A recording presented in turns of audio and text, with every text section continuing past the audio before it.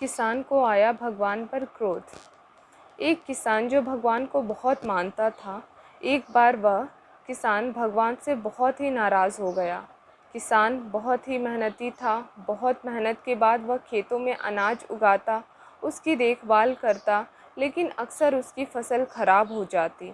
कभी बाढ़ आ जाती, कभी सूखा पड़ जाता, तो कभी तेज़ धूप और कभी आंधी, मतलब किसी न किसी वजह से उसकी फसल खराब हो जाता। एक दिन की बात है, किसान गुस्से में आसमान की तरफ देखकर भगवान से कहता है, ईश्वर, आप लोग सर्व आपको लोग सर्वज्ञाता मानते हैं। आपकी मर्ज़ी के बिना एक पत्ता भी नहीं हिलता, पर मुझे तो ऐसा लगता है कि आपको तो छोटी से छोटी बातों का भी नहीं पता। आपको तो यह भी नहीं पता कि खेती-बाड़ी कैसे होती है। अगर आपको पता होता तो हर समय जो बाढ़, आंधी, तूफ़ान आते हैं, वो फिर कभी नहीं आते।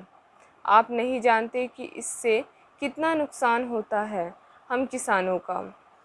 यदि आप मेरे हाथ में ऐसी शक्ति दे दें कि जैसा मैं चाहूँ वैसा मौसम कर दो, फिर आप देखना मैं अन्न के भंडार लगा दूँगा। भगवान किसान के इस तीखे वाक्य को सुनकर मुस्कुरा रहे थे और वह किसान के सामने प्रकट हुए और बोले, मैं आज से तुझे ऐसी शक्ति देता हूँ कि तुम अपने खेतों पर तुम्हारी जैसी इच्छा हो तुम वैसा मौसम कर दोगे। मैं इसमें बिल्कुल भी दखल नहीं दूंगा, सब तुम्हारी इच्छा से होगा। किसान वरदान पाकर बहुत खुश हुआ और सोचा, इस बार तो फसल की बौछार कर दूंगा। किसान खुशी से झूम उठा। अब किसान ने अपने खेतों में गेहूं की फसल बोई। अब जब किसान को लगता कि खेतों में धूप चाहिए, खेतों में धूप कर देता। जब पानी बरसाना चाहता तो पानी बरसा देता। आंधी, तूफान, बाढ़ आदि कुछ भी उसने अपने खेतों पर आने ही नहीं दिया। किसान के खेत में इस वर्ष ऐसी फसल हुई जैसे शायद पहले कभी नहीं हुई थी। हरी भरी लहलहाती फसल को देखकर किसान मन ही मन में वह बहुत खुश हो रहा था और सोच रहा था, अब सबूत के साथ दिखाऊंगा भगवान को कि ऐसे किया जाता है शक्ति का सही उपयोग। मेरी सफलता देखकर तो उन्हें अपने नियम ज़रूर बदलने पड़ेंगे। कुछ दिन और गुजरे। अब फसल काटने को तैयार थी। किसान बहुत उत्सुकता के साथ फसल को जैसे ही काटने लगा तो उसकी नज़र गेहूं की बालियों पर गई। तो उसने अपना सिर पीट लिया और वह रोने चिल्लाने लगा। गेहूं की एक भी बाली में गेहूं का एक दाना नहीं था। सारी बालियां अंदर से खाली थी। अब किसान बहुत दुखी हो गया।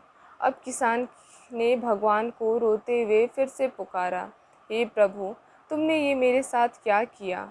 तुमने मुझे ऐसी सज़ा क्यों दी?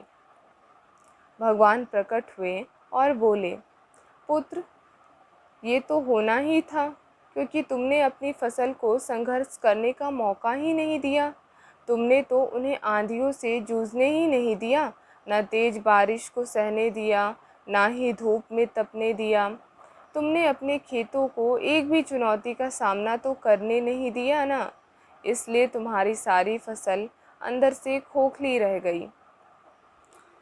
जब आंधी, तूफान, तेज बारिश और तेज धूप पड़ती है, तभी ये पौधे अपने अस्तित्व को बचाने के लिए संघर्ष करते हैं। और इसी संघर्ष से जो बल पैदा होता है, जिसमें शक्ति होती है, ऊर्जा होती है, और इसी ऊर्जा पूर्ति को तूने अपने खेतों को करने ही नहीं दिया। तेरे खेतों में बालियाँ सिर्फ इसलिए नहीं फूटी क्योंकि तुमने उन्हें कठिन परिस्थितियों से गुजरने ही नहीं दिया, जहाँ उनके अस्तित्व का जन्म होना था। याद रखना, सोना तब तक सोना नहीं होता है, वह आग में तपने, गलने और हथौड़े से पीटने जैसे संघर्षों से होकर नहीं गुजरता है। कोयले का टुकड़ा भी हीरा तभी बनता है जब वह उच्च दाब और उच्च ताप की मुश्किल परिस्थितियों से गुजरता है। इसी तरह अगर हमारी ज़िंदगी में कोई संघर्ष ही ना हो, कोई चुनौती ही ना हो, हम भी इन गेहूं की बालियों की तरह खोखले रह जाएंगे, हमारा भी कोई अस्तित्व नहीं होगा।